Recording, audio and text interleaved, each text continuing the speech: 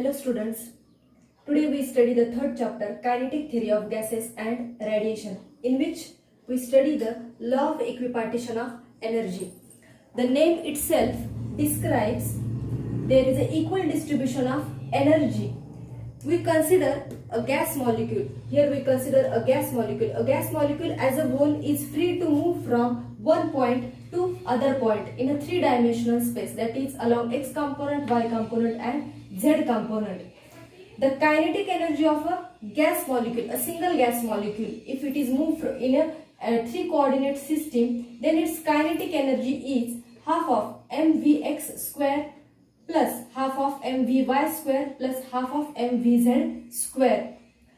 For a gas at a temperature T, the average kinetic energy. Why it is necessary to take an average kinetic energy? Here we consider only a single molecule, but in a x, y, z component there are n number of molecules. For that n number of molecule, its total energy, total average kinetic energy. Here average kinetic energy is denoted by the sign. Therefore, average kinetic energy is equal to average kinetic energy of a x component. It is half of a mvx square plus average kinetic energy of a y component, half of a mvy square plus average kinetic energy for the z component, half of a mvz square. But in a previous lecture, we studied that mean energy per molecule is 3/2 kBt. Here we have the three components. 3/2 kBt energy is specified for the no direction. Here we have a three directions. Therefore, this kinetic energy is contributed into three parts. That means half of a mvx square is equal to half of mvy square, which is equal to half of mvz square is equal to half of kBt. It means 3/2 kBt is contributed into three component in half of kBt, half of kBt, half of kBt, which will be total translation energy contributed of the molecule is 3/2 kBt. Why it is same for the x, y and z component? That means half of kBt is same for the all components. Here we consider a ideal gas, and in ideal gas there is a elastic collision. In elastic collision there is a total kinetic energy remains constant. In elastic collision, total kinetic energy, total translation kinetic energy remains constant, which is half of kBt. Our next topic is degrees of freedom. The molecule is free to move in a wide space from one point to other point. The molecule can move in a three-dimensional space, two-dimensional space or one-dimensional space. If it is moved in a three-dimensional space, that is along x coordinate, along y coordinate and along z coordinate, Vx, Vy and Vz velocity component decides its location. If molecule can move in a two-dimensional space, then we have to consider only two coordinates, x coordinate and y coordinate. Vx, Vy decides its location. If molecule can move along only x coordinate, that is it is in a straight line, then we have to consider only one component Vx, which decides its location. Here three-dimensional, two-dimensional or one-dimensional translational motion decides the position or location of that particle. Three-dimensional, two-dimensional, one-dimensional translation motion gives the degrees of freedom. That means molecule is free to move in a 3 to 1 translational motion. Therefore, degrees of freedom of a system are defined as the total number of coordinates, that means x, y, z, or independent quantities required to describe the position and configuration of a system completely. Here independent quantities required to describe position, that means Vx, Vy and Vz are the degrees of freedom. There are three types of degrees of freedom: translational degrees of freedom, rotational degrees of freedom and vibrational degrees of freedom. If there is a monoatomic molecule, it can move along x coordinate, y coordinate and along z coordinate. Therefore, it has a three translational degrees of freedom. If we consider a diatomic molecule, it has three 3 degrees of freedom along translational motion, that is along x coordinate, y coordinate and z coordinate. Along with that, this molecule can rotate along y-axis and along z-axis. Therefore, it has a 2 degrees of freedom, 2 rotational degrees of freedom. If we consider a vibrational degrees of freedom, molecule can vibrate along y-axis and along z-axis. Therefore, it has a 2 degrees of freedom. The related kinetic energy or the total energy of these degrees of freedom are denoted by the kinetic energy. Therefore, translational kinetic energy, which is denoted by half of mvx square plus half of mvy square plus half of mvz square. If we consider rotational degrees of freedom, its rotational energy, rotational kinetic energy is equal to half of iz omega z square plus half of iy omega y square. Here iz and iy are the moment of inertia along z-axis and along y-axis. Omega z and omega y are the angular speeds along z and y-axis respectively. If we consider rotational degrees of freedom, its kinetic energy becomes addition of kinetic energy and potential energy. That means half of mu square plus half of kr square. Here m is mass of that molecule, u is velocity, k is force constant and r is the separation in between the two molecules. To consider a total energy for the diatomic molecule, its total energy is nothing but the E translational plus E rotational plus E vibrational. All these components are added with each other. It gives the total energy of the diatomic molecule. Each term in that addition, each term contributes the half of kBt of energy. By the law of equipartition of theorem, it gives the half of kBt energy to each term. Therefore, for the translational motion, it has a 3 degrees of freedom. Therefore, 3 into contribution of energy is half of kBt. For the rotational motion, it is along only two axes y and z. Therefore, it has a 2 degrees of freedom. 2 into contribution of each axis is half of kBt. For the vibrational motion, it has a 2 degree of freedom, y and z vibration. Therefore, 2 into half of kBt. Next topic is specific heat capacity, which is denoted by C. If the temperature of gas increases, it causes the considerable change in a pressure and volume, which is denoted by Cp and Cv. Cv is the specific heat capacity, specific heat at a constant volume. Cp is the specific heat at a constant pressure. Cp and Cv can be related by the next topic, Maer's relation. So our next topic is Maer's relation. Consider 1 mole of gas which is heated at the temperature dt. There is a rise in a temperature dt, but the volume remains constant. Then the amount of heat supplied to the gas is dq1, which is used to increase the internal energy dE. Amount of heat is supplied to the gas is dq1 and increase in internal energy is dE. Here volume is constant, therefore there is no work done in a moving piston. Therefore our equation becomes dq1 is equal to dE, which is equal to Cv dt. Here volume constant, therefore there is no work done by the piston, and Cv is the molar specific heat at a constant volume. At a constant pressure, here all conditions are same. The gas is heated at the same temperature, but at this condition pressure remains constant. Therefore work is done by the piston to move in a backward direction. This work done is denoted by dW is equal to PdV. Here dW is equal to PdV. Basic formula for the work done is dW is equal to force into displacement. Here force is in the form of a pressure, displacement is in the form of a dV. Therefore dW is equal to PdV. Therefore equation becomes dQ2 is equal to dE plus dW. Same for but addition for the work done, which is equal to Cp dt. Equation number 2. From equation number 1, substitute the value of a dE, which is equal to Cv dt. substituting this dE, instead of dE we take CV dt plus dW, which is equal to Cp dt. dW, putting the value of a dW, pdV, therefore CV dt plus pdV is equal to Cp dt. Taking this Cv dt into the right hand side, therefore pdV is equal to Cp minus Cv dt. For 1 mole of gas, we know the equation PV is equal to RT.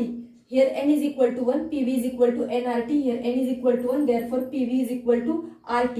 Here pressure is constant, therefore PdV is equal to RdT.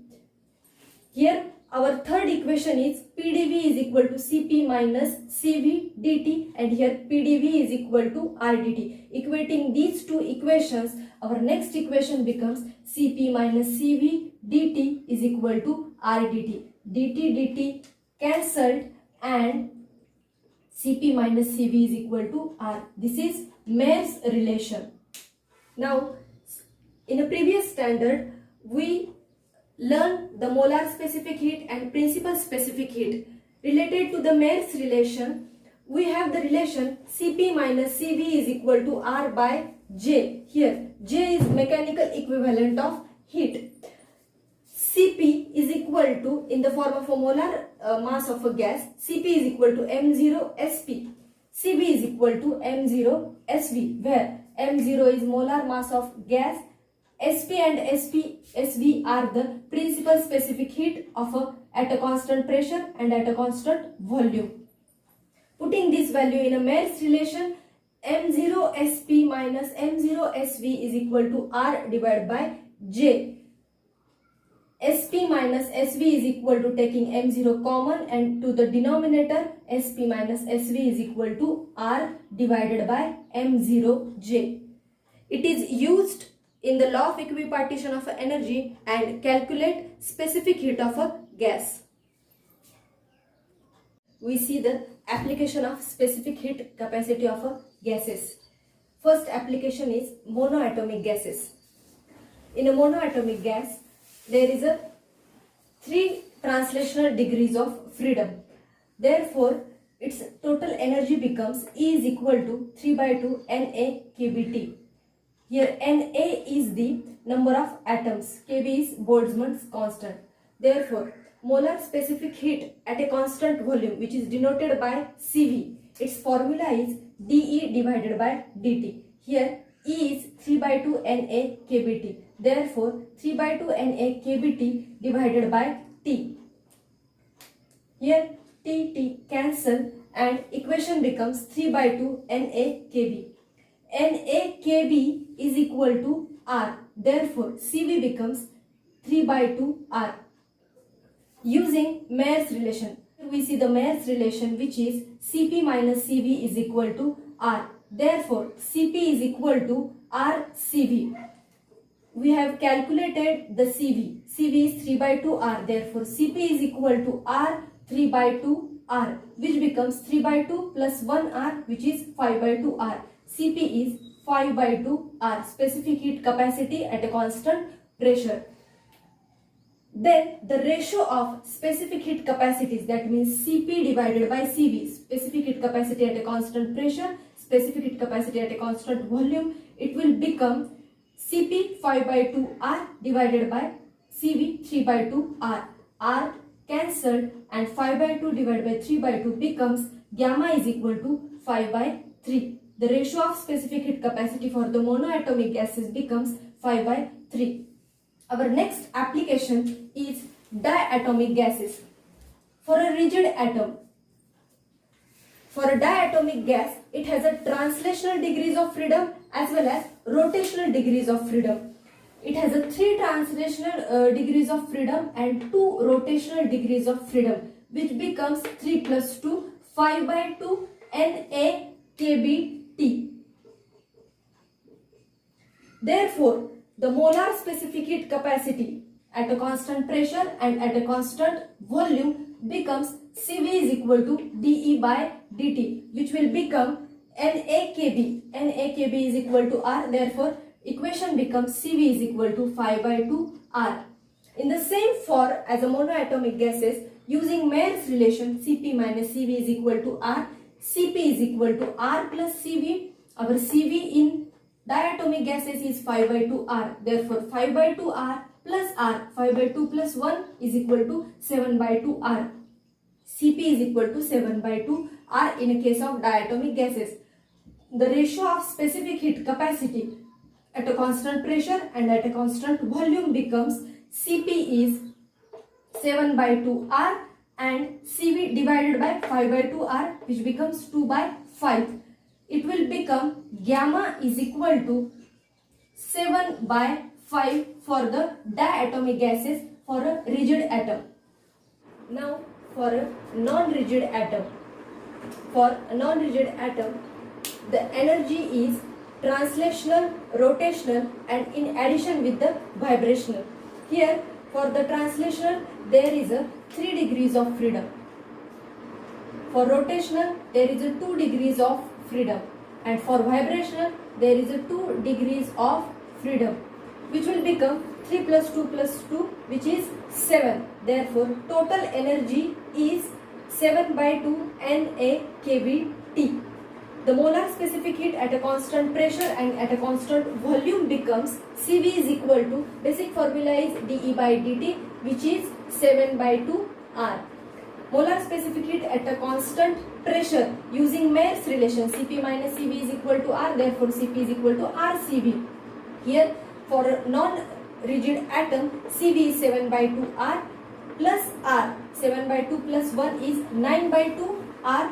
Therefore the specific heat capacity, the ratio of specific heat capacity at a constant pressure and at a constant volume is 9 by 2, Cp for 9 by 2 R divided by 7 by 2 R, which will becomes R cancel, 2 cancel, and specific heat capacity for the non-rigid atom, the ratio becomes 9 by 7. Our third application is polyatomic gases. In polyatomic gases, energy is distributed in a 3 translation degree of freedom plus 3 rotational degrees of freedom plus 2 vibrational degrees of freedom. Here translational 3 degrees of freedom and rotational also 3 degrees of freedom. In a polyatomic gases, there are molecule can perform the rotations about 3 mutually perpendicular axes through their center of mass. Hence they have 3 degrees of freedom for the rotational motion. For the vibrational motion there is a 2 degrees of freedom.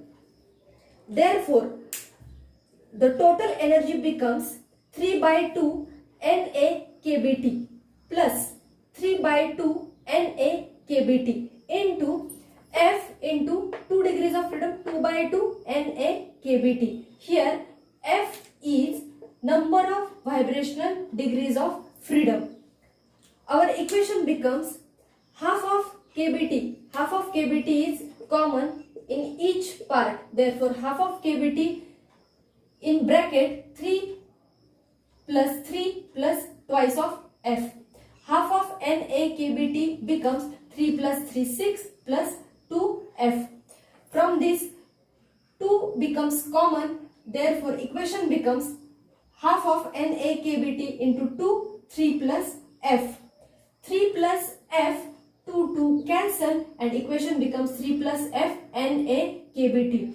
Now the specific heat capacity at a constant volume is dE divided by dt. Our dE is 3 plus F Na kBT divided by T. T cancelled, Na kB is R, therefore Cv is equal to 3 plus F R.